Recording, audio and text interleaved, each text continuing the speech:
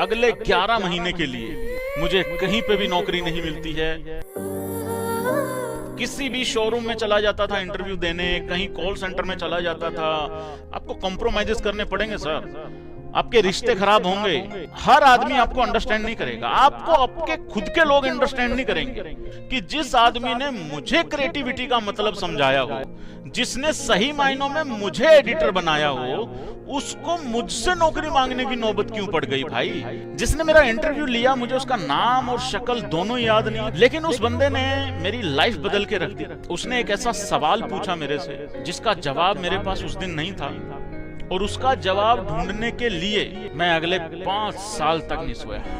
मैं देखा कदे नहीं सो के इंतजार। उसने मेरा रिज्यूम उठाया और मेरे मुंह पे फेंक के मारा और ये कहा कि तेरे अंदर ऐसा क्या है कि मैं तुझे हायर करूं इस जॉब के लिए।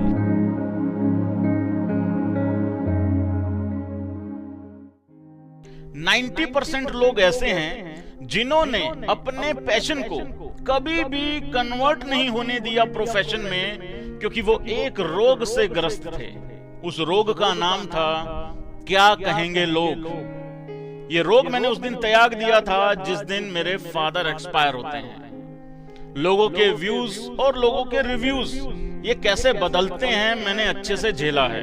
एबीपी न्यूज छोड़ना मेरी लाइफ का सबसे डिफिकल्ट डिसीजन भी था और आसान डिसीजन भी था, और बाद में वो टर्निंग पॉइंट भी साबित हुआ। ये वीडियो 1 लाख सब्सक्राइबर पूरे होने के बाद मैंने प्रॉमिस किया था कि मैं लेके आऊंगा, और मुझे एक चीज की तसल्ली भी है, जिसने भी ये वीडियो पूरा देख लिया, भले ही उसको 1 रुपए का फायदा हो, लेकिन होगा जरूर। मेरी लाइफ की पहली सैलरी 4000 रुपए, कॉल सेंटर वोडाफोन, जो कि उस टाइम पे हच होता था, बाद में वो वोडाफोन बना, और ऑफिस था मोहाली में।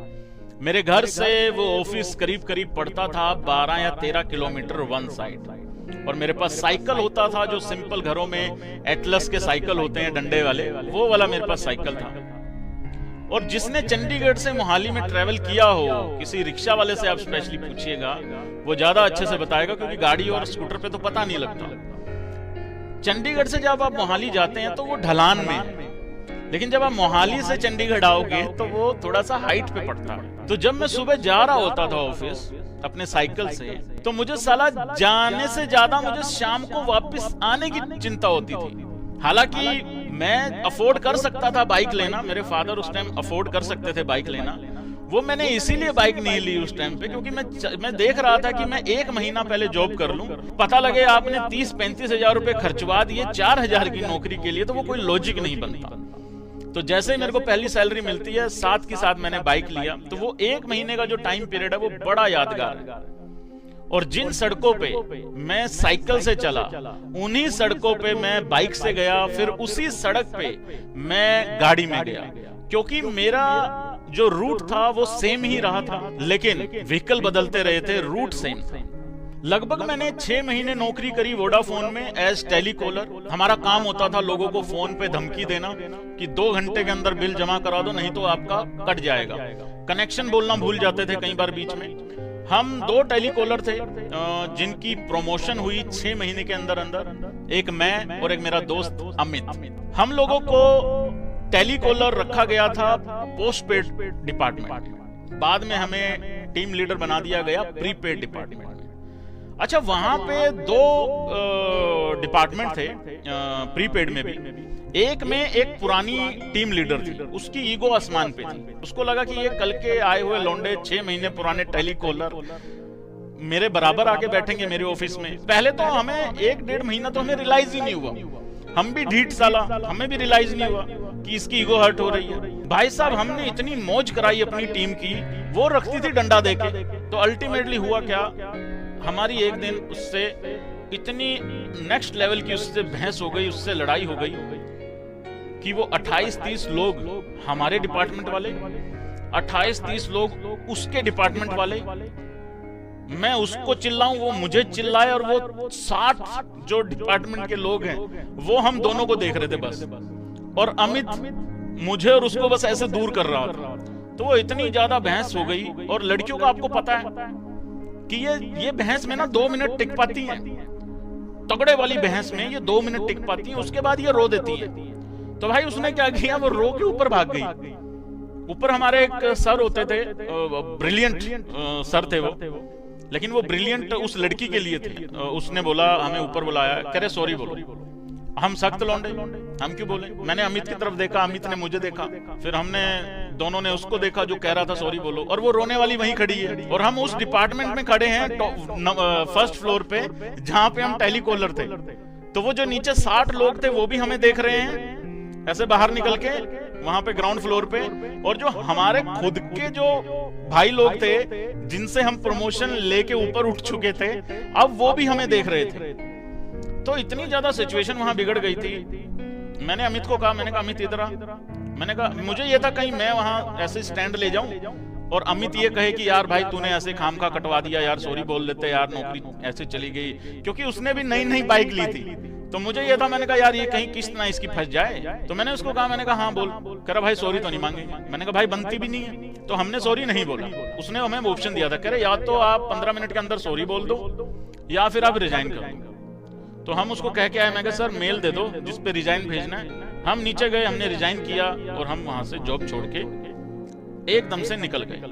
लेकिन जब मैं वो नौकरी छोड़ के निकला, उसके बाद असली जिंदगी शुरू होती है, असली स्ट्रगल, असली ठोकरें लगनी शुरू होती हैं जिंदगी की। उस दिन मुझे 2 चीजें रियलाइज हुई। पहली, जब तक अगली नौकरी ना मिले पिछली मत छोड़ा करो। दूसरी, बिना बात के किसी लड़की से बहस मत किया करो, नहीं तो बहुत गंदा कटेगा। उस नौकरी छोड़ने के बाद अगले 11 महीने के लिए मुझे कहीं पे भी नौकरी नहीं मिलती है। ठोकरें इतनी खाई कि मेरे पास इतने सारे रिज्यूम, इतने सारे सीवी होते थे, इतने सारे, वो सारे के सारे खत्म हो चुके थे। जहां भी इंटरव्यू का पता लगता था, और मैं कहीं भी चला जाता था, किसी भी शोरूम में चला जाता था इंटरव्यू देने, कहीं कॉल सेंटर में चला जाता था, जहां पे भी पता, मतलब वेल्डिंग वाले चाहिए वो छोड़ के बाकी हर जगह चला जाता था मैं। ऐसे ही रैंडम इंटरव्यू देते देते मैं मारुति के शोरूम में पहुंचता हूं। वहां पे उनको सेल्समैन चाहिए थे।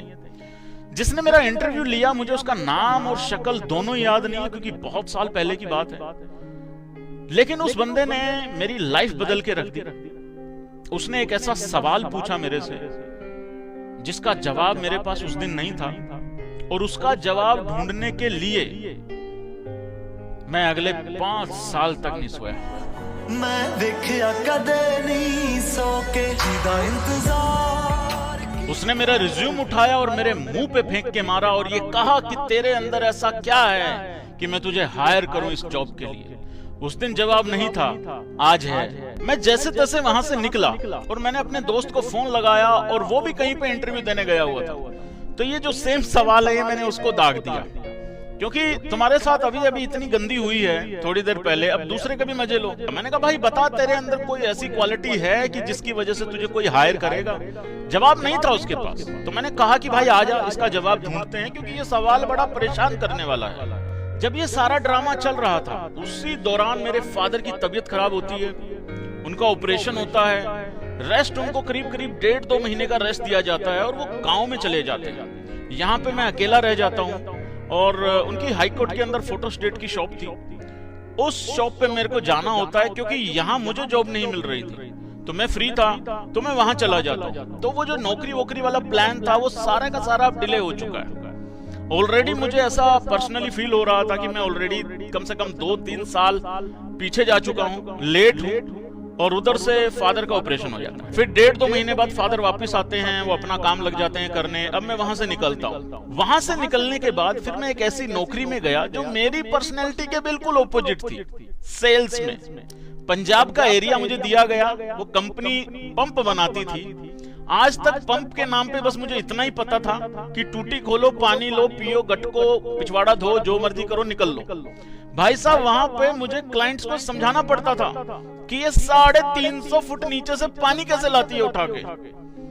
वो मेरी मनपसंद का काम भी नहीं था, फिर भी मैंने 1 साल वो काम किया। ऑलरेडी मैं 3 साल पीछे हो चुका था अपनी नजरों में, यहाँ 1 साल और बर्बाद कर चुका था। 4-4.5 साल में पीछे जा चुका था अपनी ही नजरों में। फिर एक ऐसा मोड़ आ जाता है वो नौकरी करते करते, जहां मुझे ये समझ में आ जाता है कि कंपनी भी मुझे निकालने के चक्रों में है और कंपनी को भी ये समझ आ जाता है कि साला ये भी छोड़ के भागेगा, इसके पास गाड़ी है, ले लो इससे जल्दी, क्योंकि कंपनी ने मुझे गाड़ी दे रखी थी ट्रैवल करने के लिए। अब होता है असली खेल शुरू।